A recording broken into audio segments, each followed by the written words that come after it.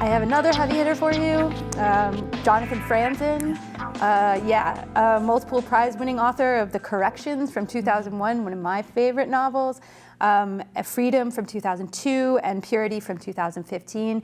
He doesn't publish a lot, but when he does, it's like the biggest thing. It's an event. Yeah, it's the biggest thing to happen.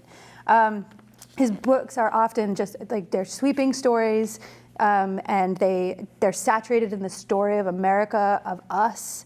And they're told through like little microcosms of families and dysfunctional families very often. The novel Crossroads, for all the brutality relayed, could possibly be his most poignant and human story of all, and definitely harkens back to The Corrections more specifically than the other intervening novels, at least in my opinion. Crossroads of the title is refers to a youth church group. But also could be seen as like we're meeting all these characters in this family at a crossroads in their life when they're starting to make certain revelations that are going to lead them to tragedy maybe, but also to like kind of a reconciliation. Russ Hildebrandt is we're set in 1971.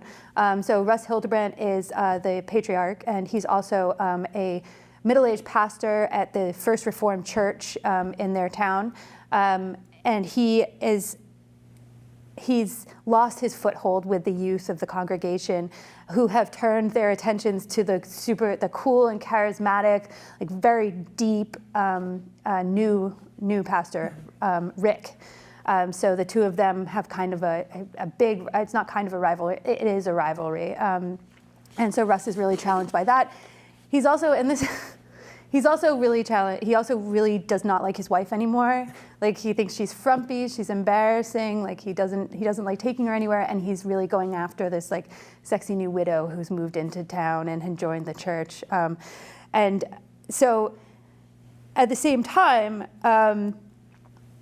Marion, who is probably the most richly detailed, richly developed character of everybody. Marion is Russ's wife. Has like certain tragedies and passions in her youth that Russ doesn't know everything about. So those are revealed through her character as well.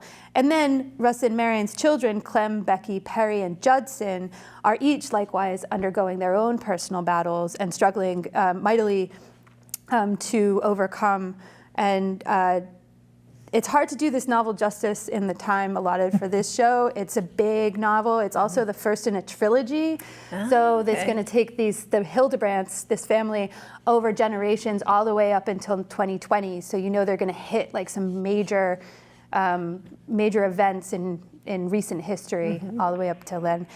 So I can't wait for the next one, and it's magnificently resonant, and I just loved it a lot. So yeah, that's great. So that's something to look forward to too. Sometimes, you know, like it's not just this one book; it's going to be three. That's fantastic. It's really interesting that he chose to do that, but I think that he just couldn't, you know, fit it all into one. Yeah. Obviously, this one's already like 500 pages. So. Yeah. Jeez.